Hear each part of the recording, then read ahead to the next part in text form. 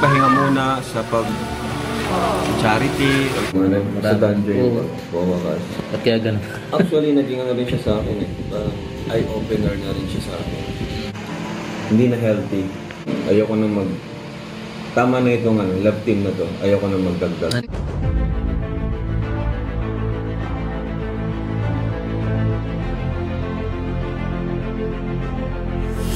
Ayun, shoutout guys, muli po, welcome to my YouTube channel. Ito po si Kuya Julay, ang inyong katugang, ang inyong kalingap na muling buwabati po sa inyo ng magandang araw, magandang gabi.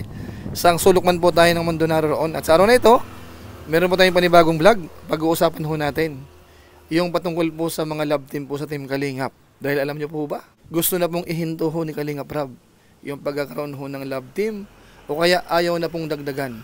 Tanungin ho natin, bakit ho kaya? Mangyayari po kaya ito? Mamaya po yan ng konti. Pero bago po yan, konting paalala muna si Kuya Julay. Baka sakaling meron pa po ditong hindi nakasubscribe sa ating YouTube channel, huwag natin kalimutan, Julay Paunil. Tapos pakipindot lang po yung notification bell button para lagi po tayong updated sa aking mga video upload. Tapos meron po tayong Facebook page, Julay Paunil 2.0. Pwede naman po nating i-follow at saka po pwedeng i-like. So maraming salamat po sa inyong lahat. At siyempre po, mga Lingap partners, kung okay lang po, pwede po nating suportahan. Pangunahin po si Kuya Bal Santos Matubang at saka po si Kalingap Rab. Maraming salamat po sa lahat po ng mga viewers natin sa pagkakataong ito. Ngayon tuloy na po tayo. Pag-usapan na po natin yung ating pinaka main topic sa pagkakataong ito. Tayo po ay nasa labas, medyo nagpapahangin. Kaso sobrang lakas naman po ng hangin. Medyo may konting ingay siguro sa mic natin, pero pagtiisan nyo na po. Dahil ang topic naman ho natin ngayon ay mukhang intriguing. Dahil alam nyo ho ba, gaya ng binanggit ko kanina, parang ayaw na hong dagdagan ni Kalingap Rab yung mga love team po natin. Ibig sabihin, may konting problema.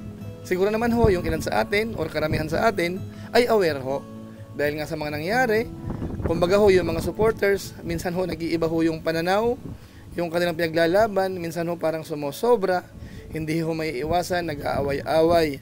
Tapos dadagdagan pa po ng ilang mga reactors, yung iba po kasamahan natin, yung iba naman ho ay labas ng Kalingap, na kung saan ho ay nakaka-stress po talaga. So sa pagkakataong ito, liwanagin ho natin ano nga ba ang saloobin po ni Kalingap Rab. Dahil po dun sa isang vlog niya po, kung inyo pong napanood yon, sa pakiramdam ho natin, parang gusto pong magpahinga ng kapiraso ni Kalingap Rab. So pakinggan nga po natin yon at saka alamin natin bakit ho kaya. Kaya kayang gawin ni Rab yun? Ito po yun. Isa parang gusto ko na yung ganito, yung tawag dyan, yung magpahinga muna sa charity or charity vlog.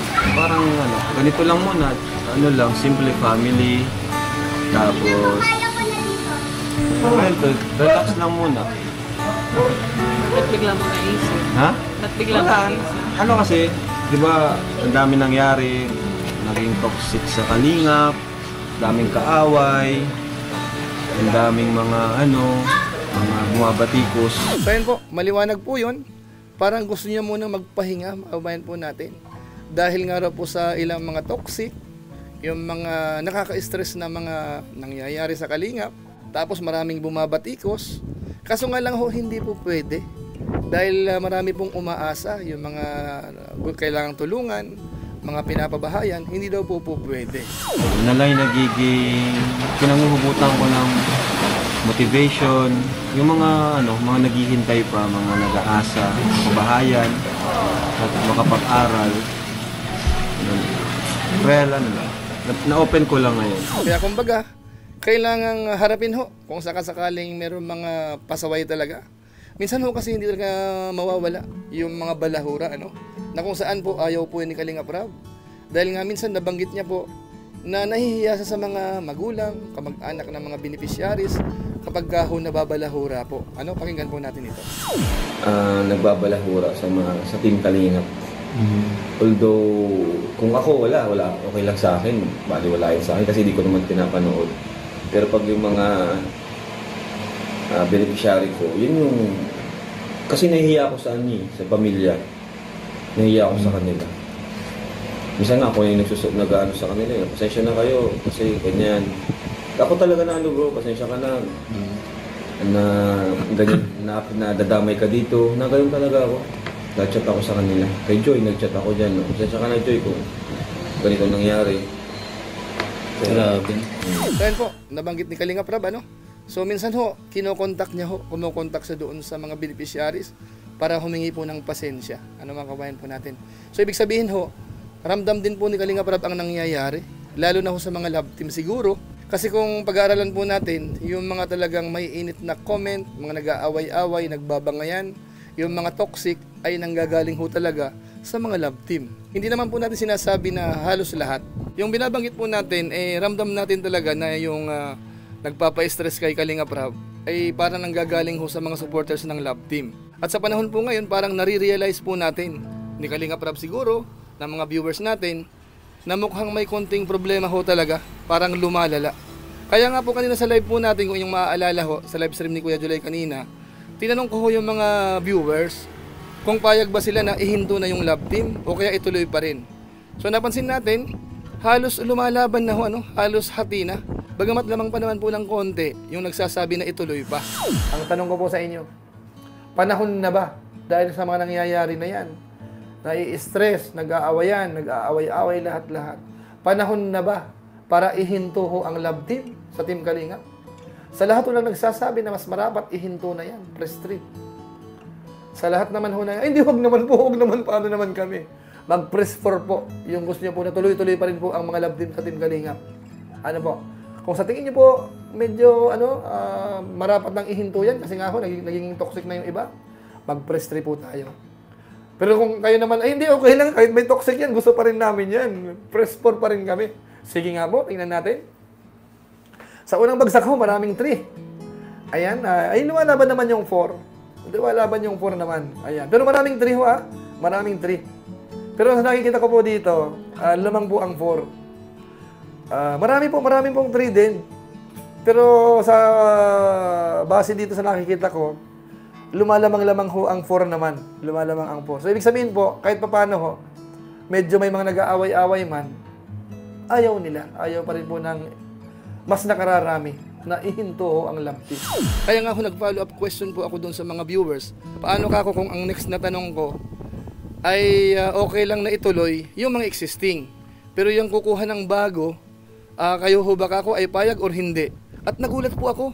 Dahil marami hong nagsabi na talagang wag nang kumuha ng panibagong love team. Di ba, i-assume natin na gusto pa rin yun ng love team. Ang sunod na tanong natin, wag na lang dagdagan ang love team. Kumbaga, i-maintain na lang yung present. Wag nang maghanap ng panibago. Yung lahat po ng willing ng ganon, press 5 tayo. Tingnan natin. Ay, pambira. Solid 5. Alam ko na ang pulso. Yung mga nag-4 kanina, ayaw nilang ihinto kasi napapanood na nila. Nandun na yung loob nila Kinikilig na sila Naiintindihan ko ng feelings ninyo. Pero sa sunod na tanong ko ho, na wag nang humanap ng panibago, solid kayo sa 5. So, ibig sabihin ho, kahit kayo natutuwa sa mga love team, mas masaya tayo, lahat-lahat. Pero parang lumalabas, nararamdaman nyo rin yung consequence. Yung ang kamukha nito, nagbabangayan, nagsasagutan. Alam mo, kaya naiintindihan ko po. So, abangan po natin. Ayan, ang sagot naman po dyan, siyempre, nakay Kalinga Prab po yan. Nakay Kalinga Prab po. Siya po ang author niyan, o kaya pinaka-director So, ibig sabihin ho talaga, alam na mga viewers natin na nanggagaling ho sa mga supporters ng love team, yung mga nag-aaway-away na nakaka-stress ho talaga. Kasi pati ho yung mga balahurang reactors, doon din po humuhugot minsan Pinag-aaway-awayan yung mga beneficiaries, yung love team, nagkukumparahan, namimintas, naninira, at kung ano-ano pa. Kaya alam nyo ho ba, na kung si Kalinga Prab ang tatanungin, ganun din po ang gustong mangyari. Ayaw niya na pong dagdagan ang mga love team. Panoorin po natin ito. Saka ayaw ko na tama na itong love team na to. Ayaw ko na magdagdag. Hindi ka na talag puro pure helping na lang. Dahil mga kabayan po natin, maliwanag yung sinabi ni Kalinga Prab. Kung siya po ang tatanungin, ayaw niya na pong dagdagan ang love team. Ibig sabihin yung existing po natin, parang yun na lang siguro. Kahit po malakas po ang views niyan, si Kalinga Prab ho ay talagang willing na wag nang dagdagan. Bagamat siyempre po tayo naman ay hindi po natin sigurado yan. Malay ho natin, pag hiningi ng pagkakataon, baka madagdagan. Pero sa ngayon ho, kung si Kalinga Prab po ang tatanungin, ayaw niya na po. Ngayon ang tanong, bakit ho kaya? Ano kaya ang naging eye-opener kay Rab patungkol po sa bagay na ito? Panoorin po natin. Tapos yung nangyari pa kay Joy, grabe yun. Ay, yung ano, sa dungeon Oo. yung bumakas. At kaya ganun. Actually, naging ano rin siya sa akin eh. Parang eye-opener na rin siya sa akin. Na magiging ano na talaga. Sobra na ang ano, mga nangyayari. Hindi na healthy. So yun po, maliwanag. Nagbase po si Kalingap Rab dun sa actual na nangyari.